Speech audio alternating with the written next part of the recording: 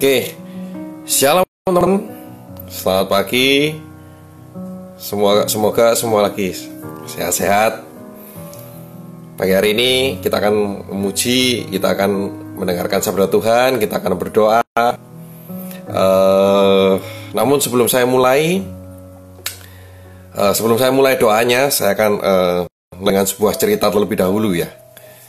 Jadi gini guys, yang aku mau sampaikan pada pagi hari ini, actually pada saat-saat momen seperti ini, saya pernah ditanya oleh seseorang gitu. Ya, dia pernah berkata seperti ini, do you hate pain? Tahu ya maksudnya pain itu artinya rasa sakit gitu loh. Do you hate pain? Dia terus kemudian aku tanya, maksudnya rasa sakit seperti apa? Physically or spiritually pain, or maybe sakit atau luka batin atau apapun. Dan dia katakan kepada saya waktu itu, any kind of pain. Do you hate pain? Dia cuma berkata seperti itu aja. Dan pada saat itu saya jawab gitu loh, ya of course, you know, everybody does not love pain. Semua orang pasti akan membenci pain, rasa luka, rasa sakit gitu. Ternyata dia berkata kepada saya, teman-teman, dia berkata seperti ini, actually you know, people do not hate pain. Orang-orang itu tidak membenci luka, but they hate pain with no purpose. Ya, katakan seperti itu. Orang-orang sebenarnya mereka tidak membenci luka. Mereka hanya membenci luka itu tanpa tujuan. Kemudian dia menceritakan contoh. Contoh itu orang-orang itu bahkan even ya, people itu are able to endure pain if there is a purpose. Contohnya misalnya maraton gitu ya. Teman-teman pasti pernah kan ikut lomba lari, maraton, 5K, 10K, or even yang panjang banget gitu ya, mile maybe or more ya, or several miles. Itu kan teman-teman kan harus bayar. Teman-teman harus bayar, which is mungkin ya, saya bukan seorang pelari maraton saudara. Saya cuman ya lari 5K, 10K aja bagi saya udah menyiksa sekali gitu ya. Saya pernah mencoba lari. Itu sekitar udah kilometer ke-4-5 itu ya. Itu kaki sudah mulai jaram semua ya, udah mulai pain. Tapi nggak tahu kenapa ada orang-orang yang berani bayar untuk merasakan rasa sakit itu ya. Tapi ternyata kan memang ujung-ujungnya kalau udah finish, kita paid off gitu loh. Kita merasa accomplishment something, kita udah merasa mendapat rewardnya. Kalau udah finish itu kita merasa feel happy. Dan dari sana saya menyadari, actually people able to endure pain if there is a purpose. Maka pada hari ini kita punya topik berjudul A Purpose in Your Pain. Sebuah tujuan pada rasa luka Anda, pada hal-hal yang gak enak Anda alami. There is a purpose in your pain. Now let us pray. Bapa, Putra, dan Roh Kudus. Amin. Terima kasih Bapa di surga untuk pagi yang luar biasa ini. Ketika pagi ini kami mulai bersama-sama dengan Engkau, mungkin masih banyak belum yang join Tuhan, tapi kami mengucap syukur untuk kesempatan kami boleh datang untuk mau mendengarkan sabda-Mu, untuk boleh berdoa, untuk kembali lagi dekat kepadamu Tuhan. Kami mengucap syukur Yesus, Engkau sebagai Allah kami yang hidup, Allah kami yang bertahta. Kau masih izinkan kami lagi bangun satu hari lagi untuk menghirup udara yang segar dengan tubuh yang sehat dan juga bersama dengan keluarga kami. Terima kasih Tuhan. Pada pagi hari ini kami ingin mendengarkan pewartaan sabda-Mu. Kami ingin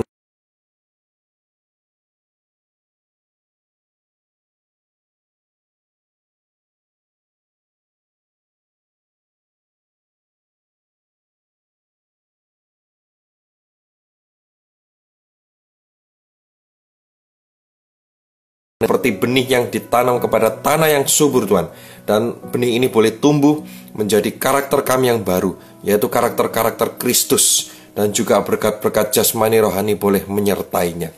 Terima kasih Tuhan. Kami siap untuk mendengarkan sabda-Mu. Terima kasih Yesus. Amin. Bapa, Putra, dan Roh Kudus. Amin. Pagi hari ini kita akan berbicara tentang sabda Tuhan, there is a purpose in your pain. Tidak mungkin rasa luka, rasa sakit yang kita alami itu tanpa sebuah tujuan dari Tuhan. Maka ayatnya kita akan baca dari kitab Lukas bab 22 ayat 31. Ya, saya ulangi lagi. Jadi Luke chapter 22 verse 31. Lukas bab 22 ayat 31 saya akan bacakan dalam bahasa Inggris NIV Bible karena biasanya kenapa kok dalam bahasa Inggris, tapi saya akan terjemahkan juga dalam bahasa Indonesia because there is some translation itu lebih jelas di dalam bahasa Inggris daripada bahasa Indonesia. Lukas bab 22 ayat 31. Di sana dikatakan, saya akan bacakan, Simon, Simon, Satan has asked to sift all of you as wheat. Indonesia, Simon, which will be a Simon Petrus. Simon, Setan meminta izin untuk menimpa engkau. Bayangkan, untuk menimpa engkau seperti gandum. Yang ngomong ini Yesus. Jadi ini bothering me gitu ya. Kamu bisa bayangin ya teman-teman. Bisa bayangin kalau setan tuh ngomong sama Yesus, boleh enggak aku minta izin? Aku akan menyerang umatmu. Ya, aku mau menyerang misalnya si kakak Yanti Bakim. Nah, di sini kan baru join. Dikatakan di sini, aku mau menyerang si kakak Yanti Bakim. Sebenarnya ya, sebenarnya sebagai Jesus, dia bisa katakan ini, jangan, no, do not bother my apostle, my disciple. Jangan mengganggu. Dia adalah batu karang gerejaku. Dia adalah golongan umatku yang pertama aku panggil. Jangan ganggu. Tetapi uniknya di sini dikatakan ya, apalagi kalau teman-teman bisa baca ayat berikutnya di ayat 32. Ya, Simon, Satan has asked to sift all of you as wheat, but I have prayed for you, Simon. But I have prayed for you so that your faith may not fail. And when you have turned back, you can strengthen up your brothers. Yesus tidak mencegah itu. Ketika setan meminta izin kepada Yesus, ya, yang dilakukan Yesus, malah dia memberitahu si Simon Petrus. Dia katakan, oh, setan minta izin sama aku, akan menyerang kamu. But I have prayed for you, Simon. Dikatakan bahwa Yesus, aku akan berdoa untuk kamu, Simon. I have prayed, saya sudah berdoa untuk kamu. Semoga supaya imanmu tidak gagal. Dan ketika kamu kembali, and when you have turned back, you can strengthen up your brothers. Kamu bisa menguatkan saudaramu. Lihat, saudara, right now, are we under attack? Apakah saat ini kita dalam serangan-serangan tertentu? Saya nggak hanya berbicara tentang pandemi seperti ini. Apakah saat kita punya kendala di dalam pekerjaan, meskipun mungkin sebelum pandemi? Apakah saat ini kita punya family problems? Kita punya gangguan di dalam hubungan? Are we under attack? Atau kita punya masalah dengan gue? Apakah kita punya masalah dengan brothers and sister, bahkan saudara-saudara kandung kita? Banyak di sana yang geger karena harta warisan, karena apapun itu. Pokoknya ada masalah. Apakah juga karena kita seringkali punya masalah anxious, kecemasan yang berlebihan? Apakah kita punya rasa fear, ketakutan ya, yang berlebihan juga? Are we under attack right now? Bagaimana situasi kita saat ini? Sometimes kalau kita mau percaya dari kitab Lukas bab 22 tadi ayat 31, dikatakan bahwa setan minta izin kepada Tuhan Yesus untuk menyerang Satan. Nggak mungkin Yesus itu nggak ada dalam keadaan iseng-iseng, oh silakan aja aku mau ngetes itu, enggak. I believe itu there is a purpose in Simon's pain. Saya yakin bahwa ada tujuan. Maka sometimes God's preparation comes packaged as a pain. Saya ulangi lagi ya. Sometimes God preparations comes packaged as a pain. Persiapan Tuhan untuk hidup kita itu kadang-kadang datang sebagai rasa sakit, saudara. Sebagai masalah, sebagai problems, apapun itu. Maka saat ini, saudara, apabila teman-teman ada punya masalah, pain, rasa-rasa sakit, punya istilahnya kelemahan, weakness, we must believe there is a purpose in our weakness, in our pain. We must believe it. susah, tetapi kita harus percaya. Because I believe God use a pain to do something in us before He does something through us. Ini penting. Kita harus punya iman bahwa Tuhan itu ingin menggunakan rasa sakit kita itu untuk melakukan sesuatu, ya, maksudnya melakukan sesuatu kepada kita sebelum melakukan hal besar melalui kita. Ini kata-katanya dalam bahasa Inggris bagus banget. Aku dapat quote ini sangat mengena dalam hidupku. Ya, saya ulangi lagi. God used the pain to do something in us before He does something through us. Setiap dari kita dipersiapkan, saudara. Setiap dari kita punya tujuan hidup masing-masing. Setiap dari kita menjalani planning Tuhan. Masalah Anda mungkin berbeda dengan masalah saya. Mungkin berbeda dengan masalah teman-teman. Setiap dari kita punya kapasitas yang berbeda-beda menghandle masalah. Meskipun kelihatannya, oke lah, kita ngomong sepakat, masalahnya sama. Economic problem mungkin ya. Mungkin sama. Tetapi kadarnya beda-beda. Jenisnya beda-beda. Dan every problems, every pain, itu will build us, akan membangun kita dengan kadar yang berbeda-beda, tetapi dengan one purpose, for God's glory. Saudara, kita belajar. Hari ini kita akan belajar dari Rasul Petrus. Kita akan belajar dari Rasul Petrus. Saudara tahu ya, Rasul Petrus ini seseorang yang sangat luar biasa. Kalau teman-teman bisa baca dari kisah Injil, ya, Rasul Petrus itu dia golongan rasul pertama yang dipanggil, ya. Dia udah golongan rasul pertama yang dipanggil.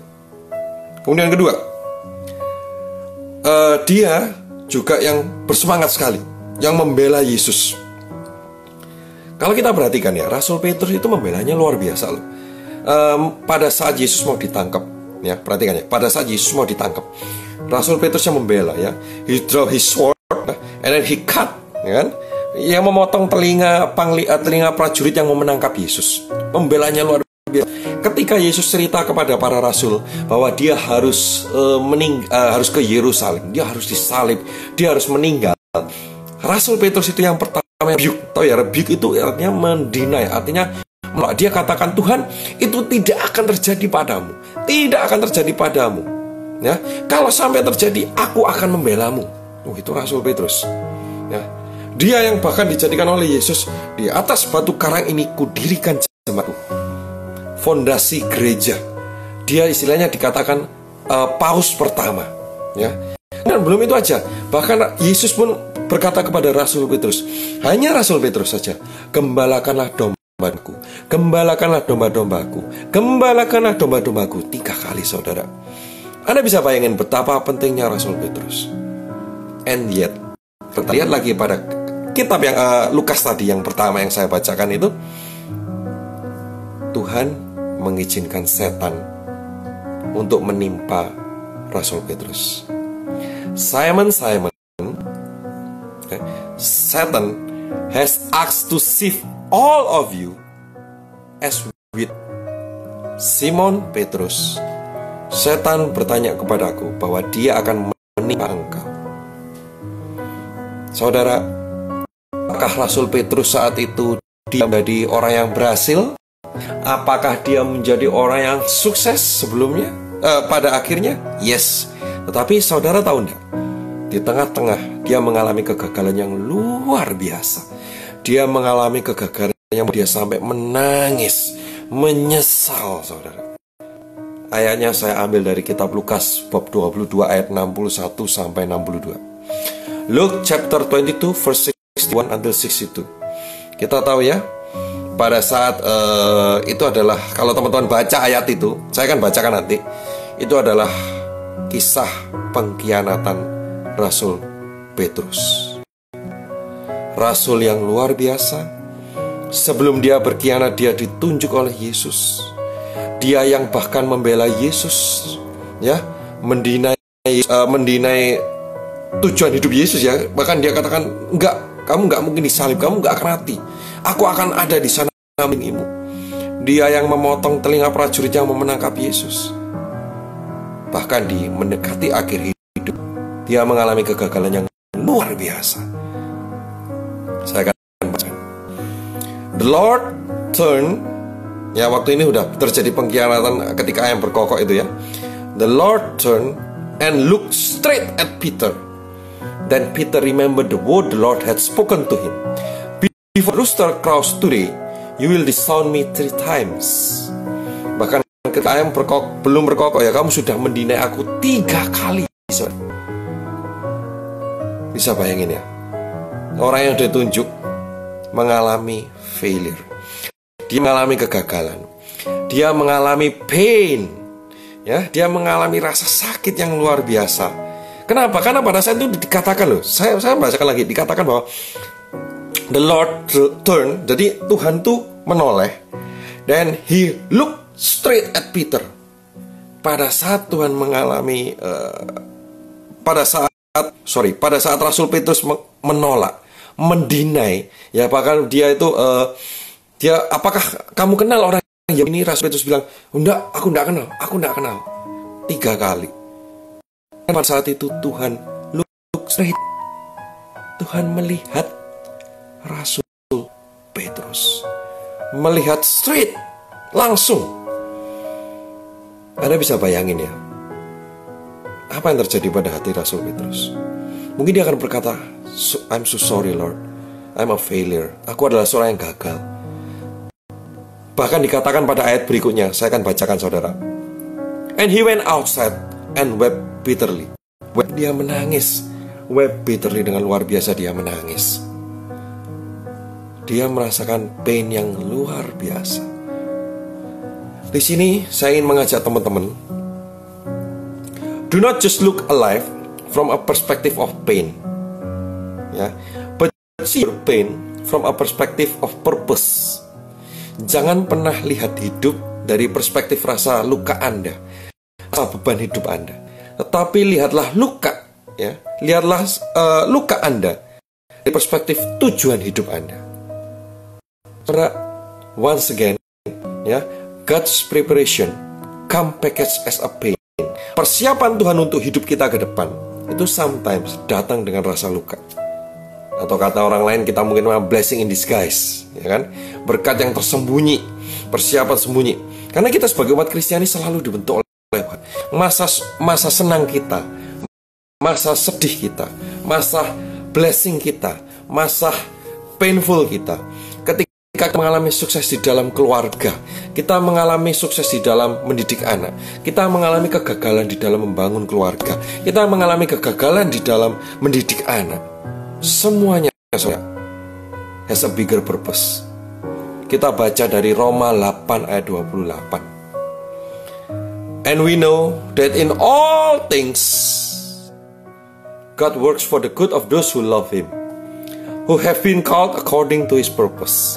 Lihat, segala sesuatu yang all things, God never said it's only a good times or a bad times, tapi in all things, pada segala hal, ya, dalam segala hal, ya, Tuhan itu bekerja bagi mereka yang mencintainya, bagi mereka yang terpanggil berdasarkan Tuhan. Lihat, saudara, saya percaya setiap dari kita yang sudah mengenal Tuhan, para viewers yang sudah mungkin dibaptis, bahkan ya, enggak yang mengenal Tuhan, dibaptis, bahkan lagi pelayanan, maka all things happen for our own kindness, own purpose.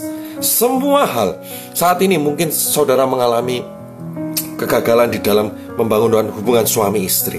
Anda merasa hubungan keluarga Anda itu enggak harmonis. Hubungan antara menantu dan mertua seringkali juga punya masalah. Saudara, saya percaya there is your pain. There is God's works in your pain. Tuhan bekerja. Dikatakan bahwa dalam kitab Yakobus bab 1 ayat 4, ya, let perseverance finish its works so that you may mature and complete, not lacking anything.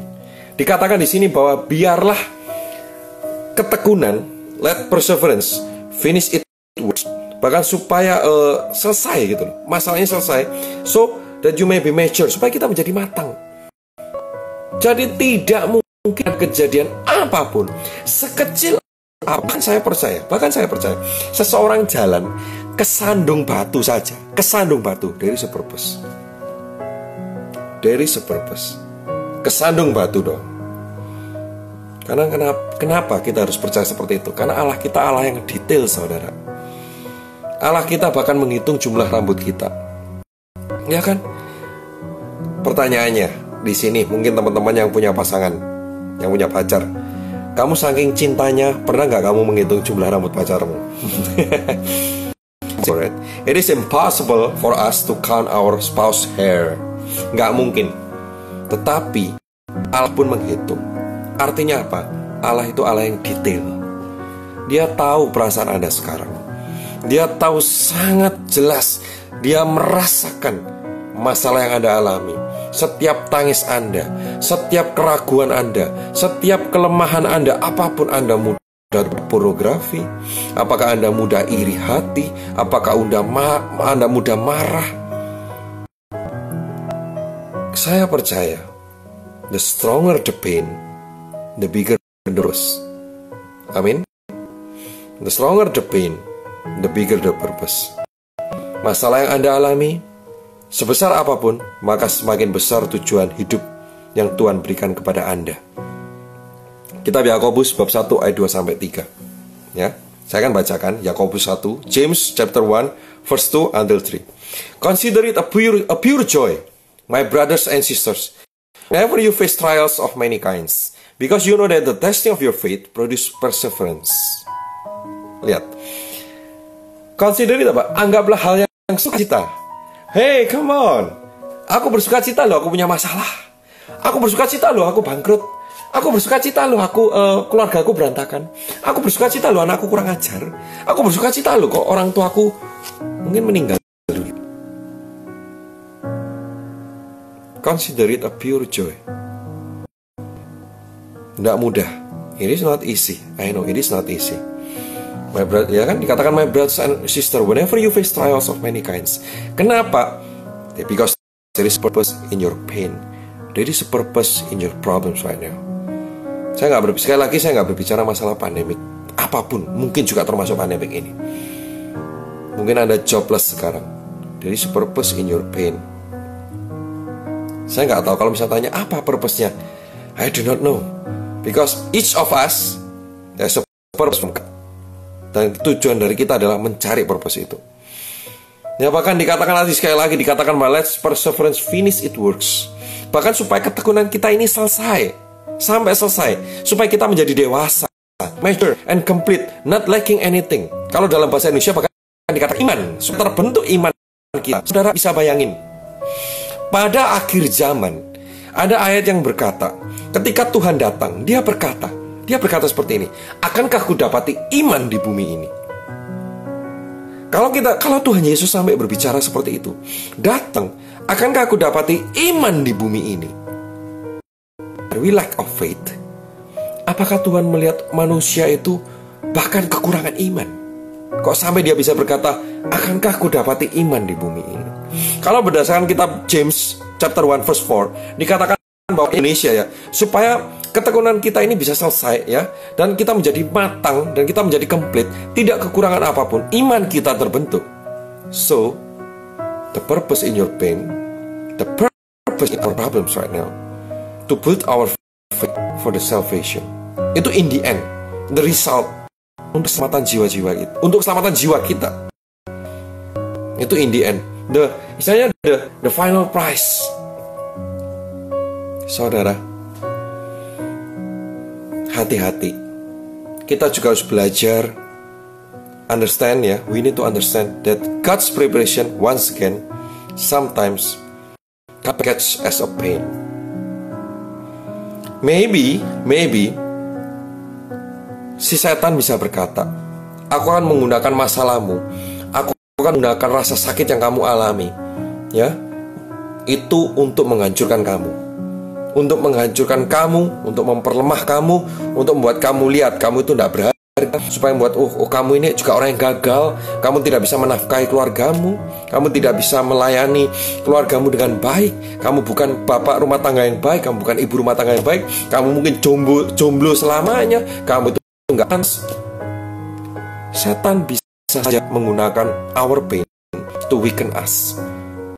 But I believe God will say, I will use your pain to strengthen you. Ada dua kubu saat ini. Kita mau lihat dari sudut pandang mana? Apakah kita mau mengikuti si jahat, atau kita mau mengikuti Tuhan? Pain yang sama bisa dipakai si jahat untuk melawan kita. The same pain, God can use it to strengthen you. Amen. Tuhan bisa menggunakan masalah kita, Tuhan bisa menggunakan rasa sakit kita, ya, untuk memperkuat kita. Saudara, back to the story about Peter, tentang Rasul Petrus. Apa yang dialami Rasul Petrus, kita tahu ya, ini for the previous week ya, dari minggu-minggu yang lalu, kalau teman-teman baca tentang kitab para rasul, bacaan kedua mungkin saya lupa, kedua dikatakan kan, Peter was preached during the Pentecost and 3,000 soul, ya, 3,000 people got baptized. Dikatakan bahwa apa yang dialami oleh Rasul Petrus itu to prepare him to do a marvelous purpose in our church. Apa yang dialami Rasul Petrus? Dia mengkhianati Tuhan, sama kan seperti Yudas mengkhianati. Cuman bedanya Rasul Petrus mau repent, mau kembali. Dan Tuhan bisa menggunakan pain yang dialami Rasul Petrus. Bahkan dia bisa menjadi paus pertama. Dia berkhotbah, ya, berkhotbah dan 3.000 orang bertobat. Dari his purpose. Mungkin saat ini kita nggak tahu tujuan Tuhan untuk hidup kita itu, mengalami ini kita nggak tahu. But in the end we will know. Dan pada akhirnya saya yakin kita semua akan bersyukur. Tuhan, terima kasih. Terima kasih bahwa melalui rasa ini aku menyadari tujuanku. Bahkan kita bisa ngomong terima kasih atas our pain. Nah, saya akan tutup pemberitaan firman pagi hari ini. Saya akan tutup dengan sharing saya pribadi. Teman-teman mungkin di sini, mungkin kalau teman-teman yang bukan ASM mungkin banyak yang belum tahu. Secara pribadi, saya punya namanya gangguan OCD. Mungkin teman-teman kalau nggak tahu itu apa OCD. Gangguan OCD. Kalau teman-teman ASM rata-rata udah tahu. OCD itu artinya obsessive compulsive disorder. Itu adalah sebuah gangguan kejiwaan di mana seseorang ini mengalami kecemasan yang berlebihan untuk hal-hal yang mungkin sepele. Ya, kalau saya perhatikan, saya pernah perhatikan kayaknya turunan dari papa saya. Jadi ini adalah bagi saya ini adalah sebuah pain yang luar biasa. Kenapa? Karena katanya bukan kecil, tetapi ya agak sedikit ke atas sedikit. Bukan atas, karena orang kalau mengalami OCD tingkat tinggi, dia nggak bisa keluar rumah bahkan. Dia terlalu cemas akan hal-hal yang cemas akan mungkin menata barang dan sebagainya. Kalau teman-teman apa sih OCD itu? Obsessive Compulsive Disorder. Saya kasih contoh. Teman-teman pernah lihat sebuah lukisan miring, ya. Kemudian teman-teman kan lihat, oh kok lukisannya miring. Terus teman-teman betulin ya, dibetulin pas gini, ya. Kemudian ada miring dikit, pada rasanya kok gak enak ya, kok ganjel. Nah seperti itu. Coba ya kan kalau itu tuh berkali-kali lipat. Nah itu yang saya alami, saudara. Jadi sometimes saya itu terganggu dengan hal-hal kecil. Sometimes aku tuh gak bisa melakukan sesuatu karena terganggu. Saya tanya kepada Tuhan, Tuhan, kenapa aku harus mengalami hal ini? Kayaknya dulu masa kecil aku gak pernah mengalami. It bothers me. Kalau itu lagi it bothers me. Ya memang gak bisa tinggi, cuman tergantung. Bukan, saya nggak tahu sih. Saya masih searching in ini udah lama gitu, udah lama. Tapi as far as I remember, kayaknya masa kecil aku gak pernah mengalami kayak gini. Saya katakan kepada Tuhan, Tuhan, kenapa aku harus mengalami ini?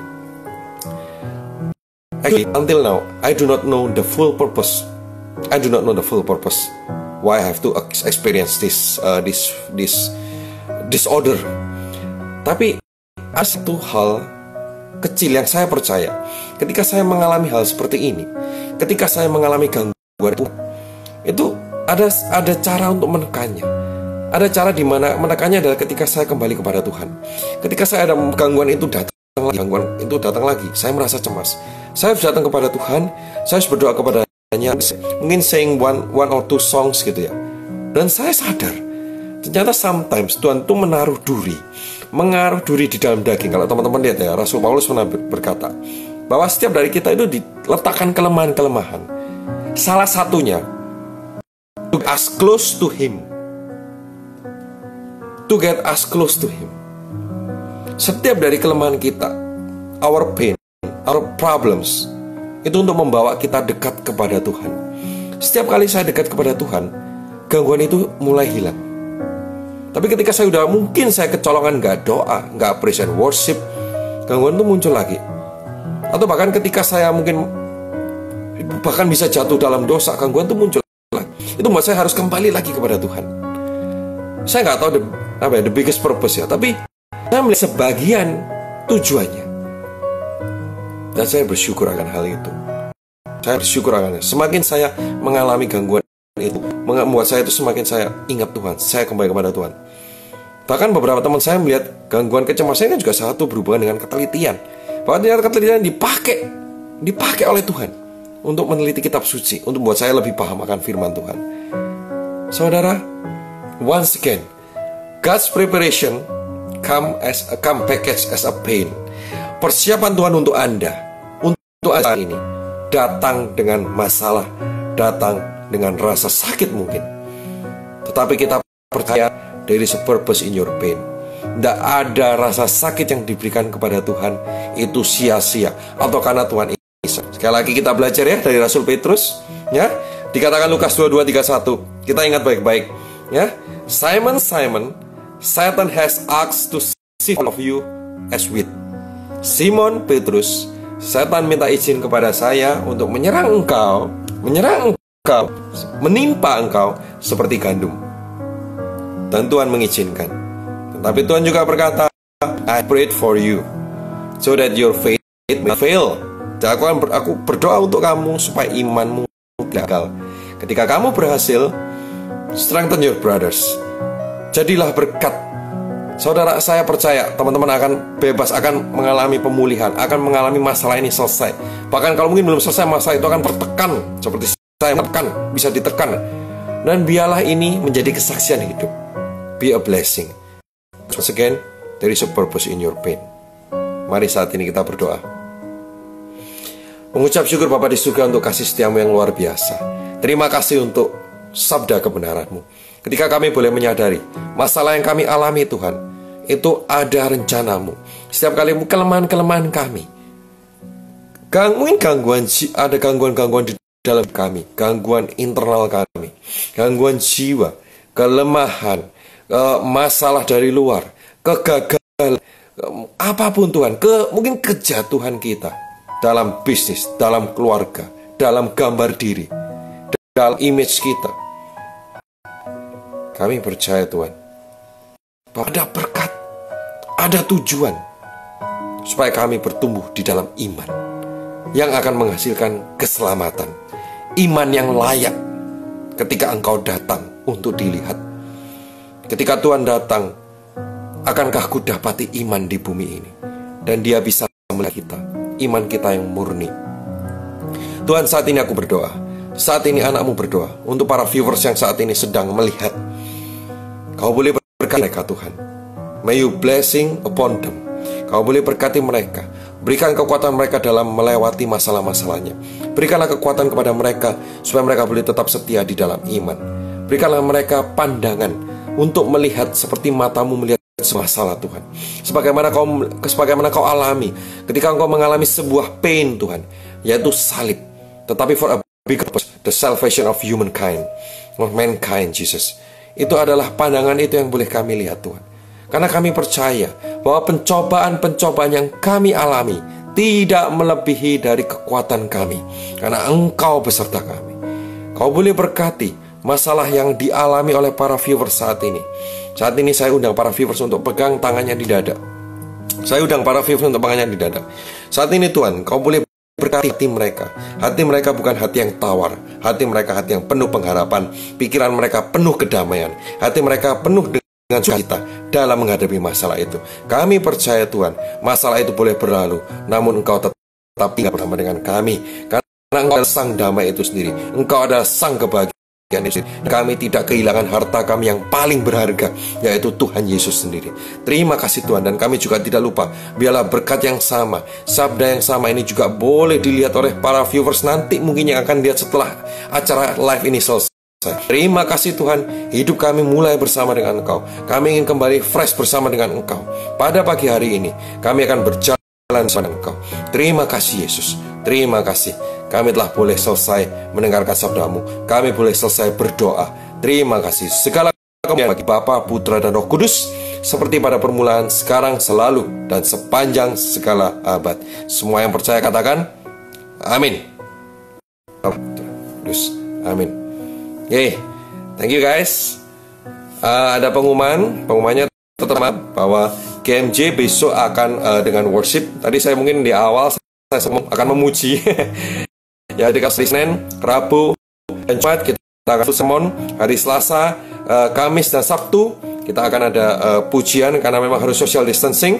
So kalau keluarganya bisa praise and worship, maka dijadwalkan dari Selasa, Kamis, dan Sabtu. Tetap setia memuji dan menyembah Tuhan. Domus Gloria tetap akan ada bahwa setiap hari Jumat. Ya, jadi meskipun mungkin secara live digital, tapi biarlah itu menjadi kita menjadi aras-arasan. Saya masih ingat Romo pernah bilang, jadi Romo pernah bilang di acara misa live online, kalau misa yang datang umatnya 3.000 saudara, tapi kalau live dilihat itu yang watching cuma 300 saudara. Jadi 90% hilang.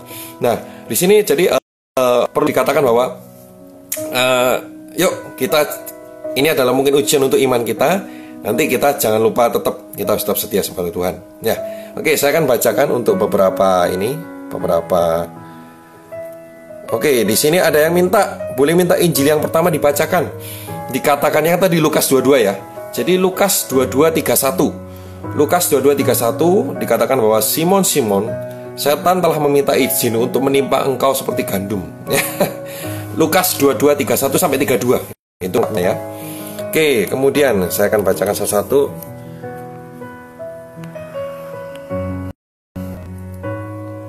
Luar biasa. Perenungan sabda ini memang mengena juga ke aku. Jadi ya semoga bisa menjadi berkat buat kita semua. Yo, Henry, thank you join, juga Noalia, Francisca Lowendo, Yuwato, saudara saya ini.